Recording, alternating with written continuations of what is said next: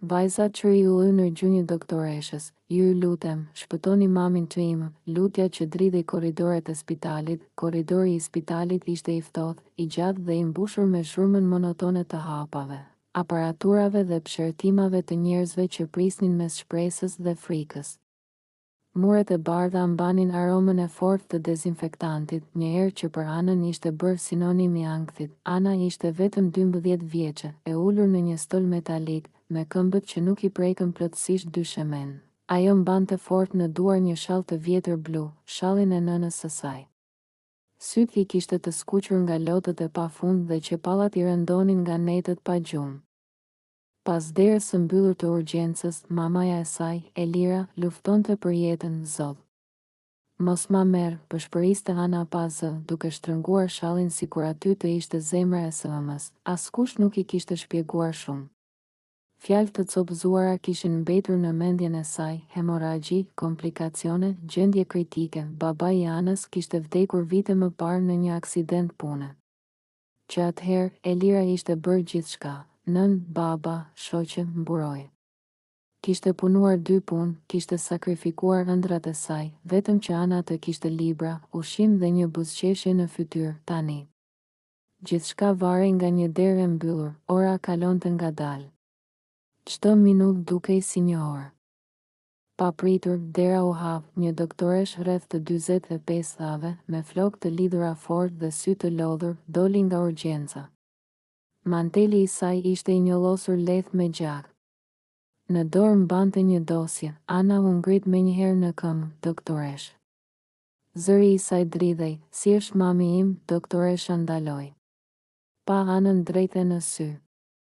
Ishte mësuar të shite dhimbje, por diçka në atë vështrim fëmije e goditi thellë. Jeti vajza e Elirës?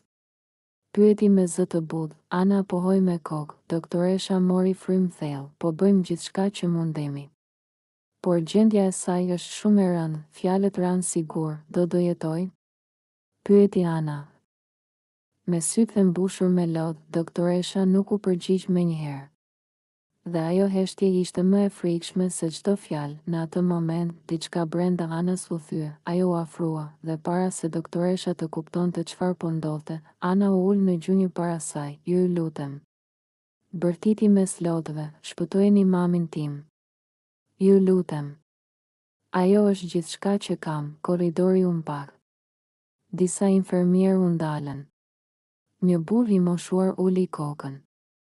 Një grua filloi të qante. Doktoresha u trondit, qohu, zemër.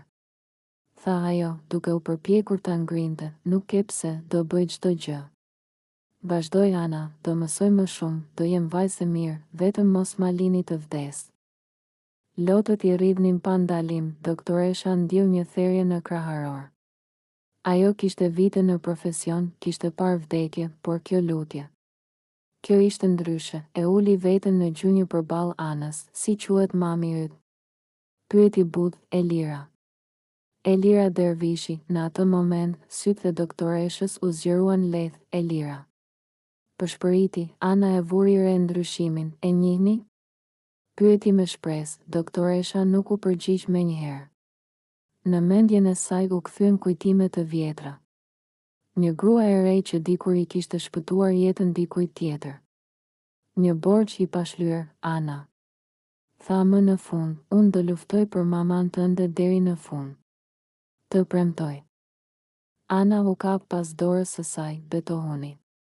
Tha me zë të dridhur. Doktoresha shtrëngoi dorën e vogël të vajzës. Betohem. Dera e urgjencës u mbyll sërish, por këtë herë. Lufta sapo kishte filluar. Dera e urgjencës u mbyll me një zhurmë të thatë metalike. Ana mbeti sërish vetëm në korridor, me gjunjët që i dridheshin dhe zemrën që i rritë aq fort sa i dukej se të gjithë mund ta dëgjonin.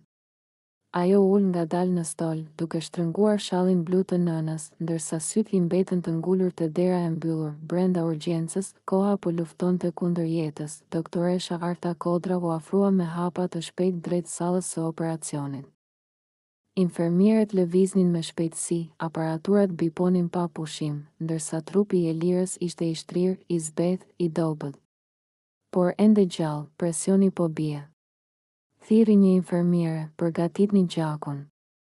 Urdhëroi Arta me zë të prerë, por mendja e saj nuk ishte vetëm te parametrat mjekësor.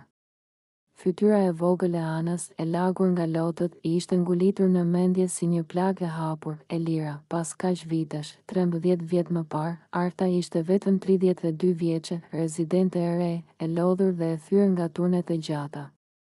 Një natë dimri, teksa kthehej në shtëpi, makina e saj rëshiti në një rrugë të akull. Goditja ishte e fortë, kur u zgjua, ishte e bllokuar brenda makinës. Gjaku I rrithe nga balli, frymëmarrja I merrej. Askush nuk ndalonte. Askush, përveç një gruaje me pallto të vjetër dhe shall blu, mos mbyll syt. I kishte thënë ajo me zë të fortë, "Më dëgjon?" "Jam këtu." Ajo gruaje kishte nxjerrë nga makina, kishte thirrur ambulancën dhe kishte qëndruar pranë saj derisa mbërriti ndihma. "Si quhesh?" E kishte pyetur Arta, gjysmë e vetëdijshme, e lira, pastaj. Errësirë, kur Arta u shërua, e kërkoi. Pyeti. Por Elira ishte zhdukur nga jeta e saj, si një engjëll që shfaqet vetëm një herë, dhe tani. Ajo grua ishte në shtratin e saj të operacionit, doktoresh, po humbasim kohë. Bërtiti një infermier. Arta u kthye në realitet, fillojmë menjëherë operacionin. Tha. Unë e drejtoj, por është shumë I rrezikshëm. Hezitoi një mjek tjetër. Nëse diçka shkon keq, Arta I hodhi një vështrim të ftohtë. Nëse nuk e bëjmë, ajo vdes.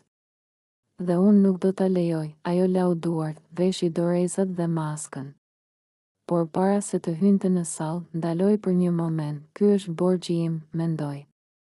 Dhe do ta shlyej. Në korridor, Ana kishte filluar të dridhej nga të ftohtit dhe frika.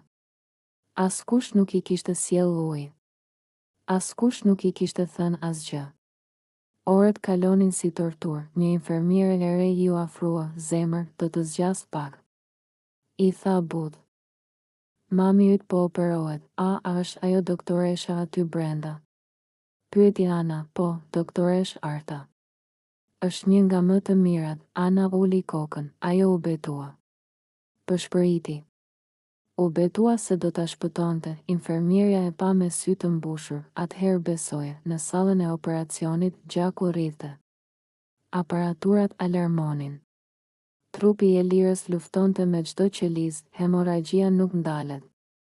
Thirri asistenti, shtoni transfuzionin. Arta ishte e palëkundur. Mos u dorëzonin, duart e saj dridheshin lehtë, por zëri jo, ti më shpëtove jetën, Elira. Pëshpëriti nën maskë. Tani është radha ime, papritur, monitori lëshoi një bip të gjallë. Një heshtje e frikshme mbuloi sallën, arrest kardiak.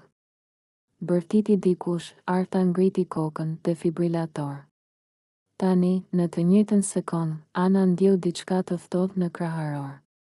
Si një thikë e padukshme, ajo u ngrit në këmbë, me lotë që I rridhnin pa e kuptuar pse, "Mami." Pëshpëriti, dhe diku mes jetës dhe vdekjes, Elira ndaloi së marrë frymë. Monitori lëshonte një vijë të drejtë, një vijë që nuk duhej të ishte aty, asistol. Thirri asistenti me zë të ngrirë, koha u ndal, në sallën e operacionit, çdo njeri e dinte çfarë do të thoshte ajo vijë. Kishte ndodhur ajo që asnjë mjek nuk dëshiron ta shohë. Zemra e Elirës kishte pushuar së rrahuri, filloni masazhin kardiak.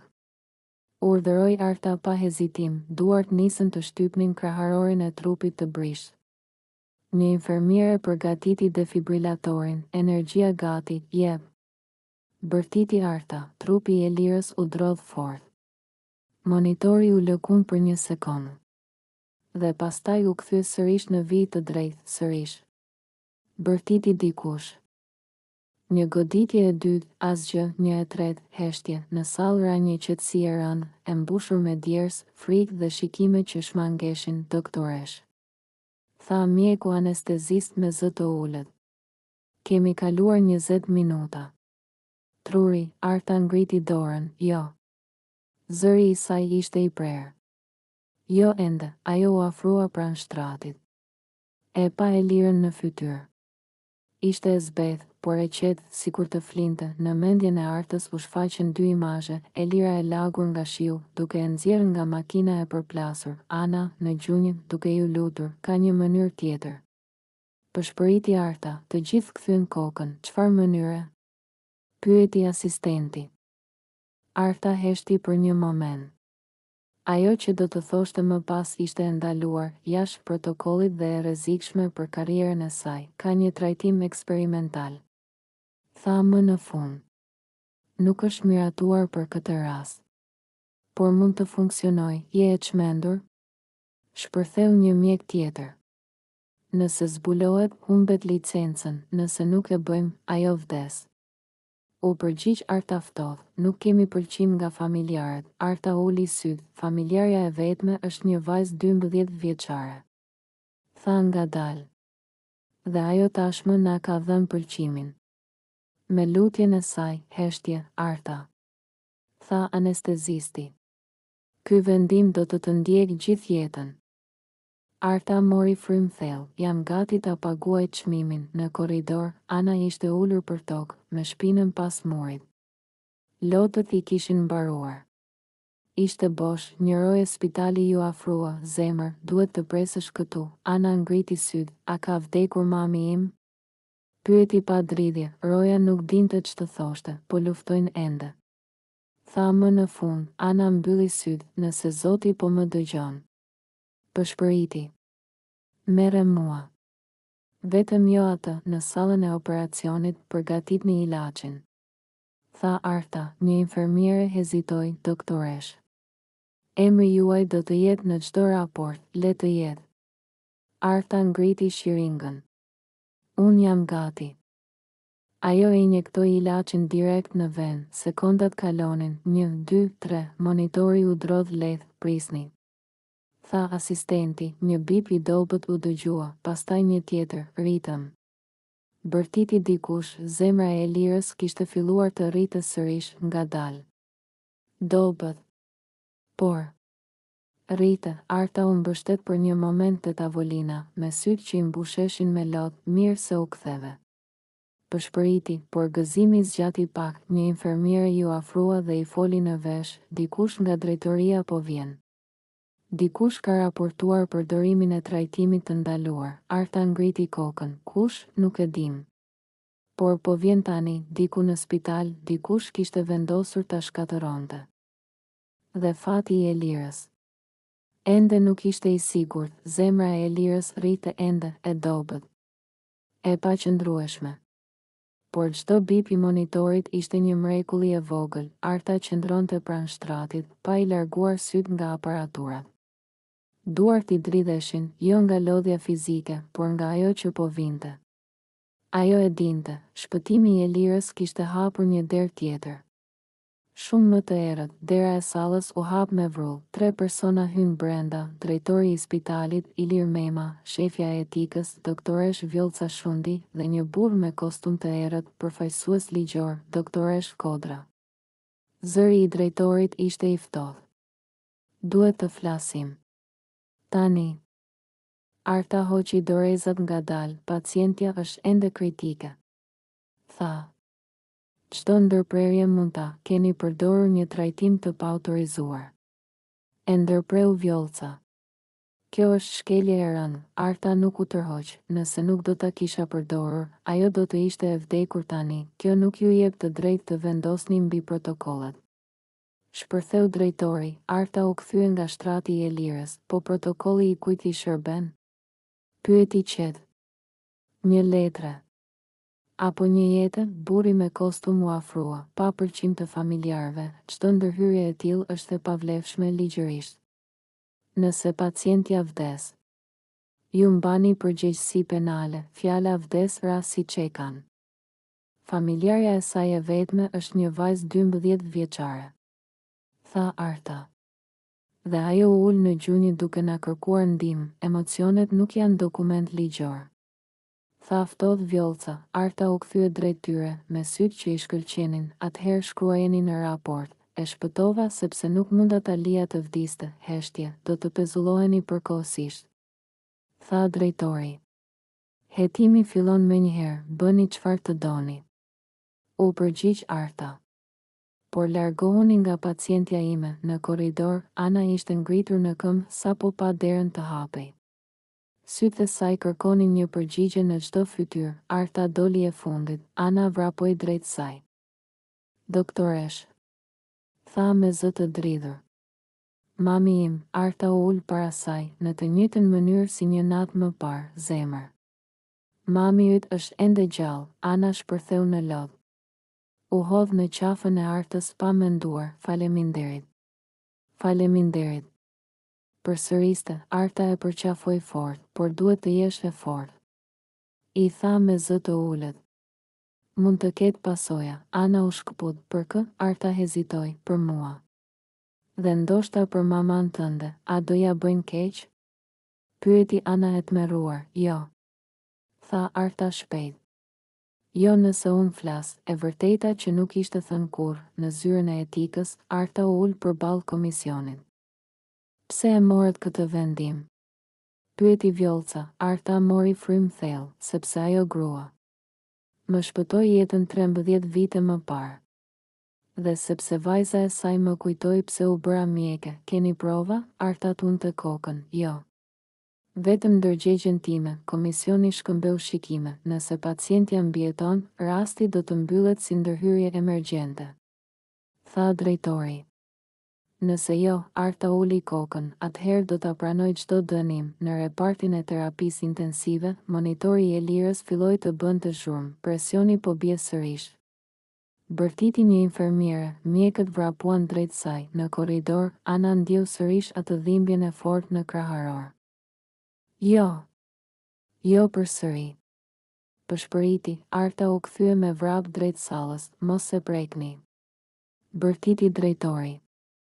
Jeni të pezulluar, Arta ndaloi për një sekond, pastaj pa Anën dhe pa Elirën, atëherë më arrestoni. Tha. Por unë do hyj, ajo hapi derën, dhe atë çast.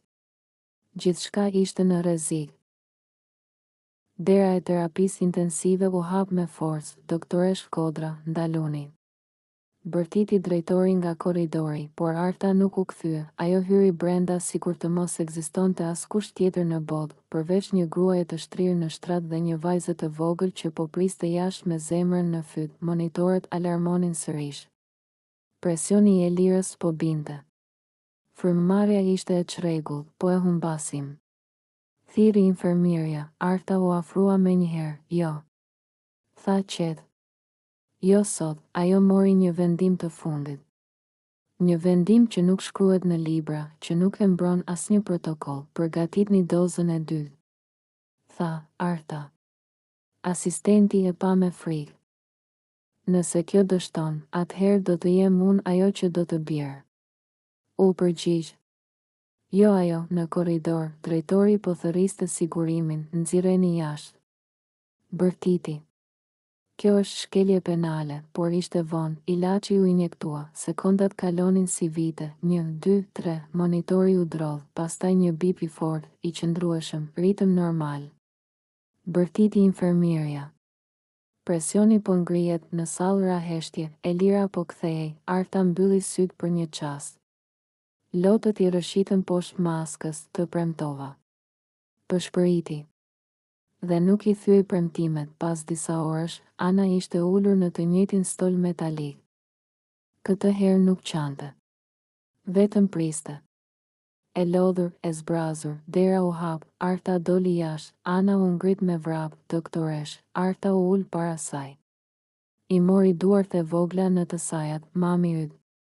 Tha me zë të butë, do të jetoj. Ana mbeti pa frymë, vërtet. Pëshpëriti, Arta pohoi, Ana shpërtheu në lot, por këtë herë ishin lot gëzimi. U hodh në qafën e saj fort, sikur të mos donte ta linte kurrë. Ju shpëtuat jetën time. Tha mes lotësh. Jo vetëm të mamit, Arta e përqafoi fort. Jo, Ana. I tha. Ti ma kujtove pse jeta ka kuptim. Çmimi i shpëtimit, të nesërmen, vendimi erdhi. Doktoresh Arta Kodra u pezullua nga detyra. Emri i saj u përfol. Disa e quajtën heroin. Të tjerë e quajtën shkelëse ligji, ajo nuk foli kur, një javë më vonë, Elira u zgjua, ishte e dobët, por gjallë, kur Ana hyri në dhomë, Elira e pa dhe buzëqeshi me vështirësi, zemra ime. Përshpëriti, Ana u ul pranë saj dhe ja shtrëngoi dorën, mami. Doktoresha. Ajo bëri gjithçka për ty, Elira e pa artën, që qëndronte në prag të derës, sytë e saj u mbushën me lodhë të njoha. Tha Elira me zë të dobët. Që atë natë. Në aksident, Arta u afrua, dhe unë nuk të harova kur. I tha, 2 gra, të lidhura nga jeta dhe vdekja, epilog, muaj më vonë, Arta nuk u kthye më në atë spital. Hapi një klinik të vogël në periferi. Falas për fëmijët dhe nënat e vetme, Ana filloi të shkruante në një fletore çdo natë, një ditë do bëhem doktoresh, sepse dikush shpëtoi maman time, duke humbur gjithçka tjetër. Dhe çdo vit, në të njëjtën datë, Ana dhe Elira shkonin ta vizitonin Artën, pa fjalë të mëdha, vetëm me një përqafim, sepse ndonjëherë një lutje e një fëmie është më e fortë se çdo ligj.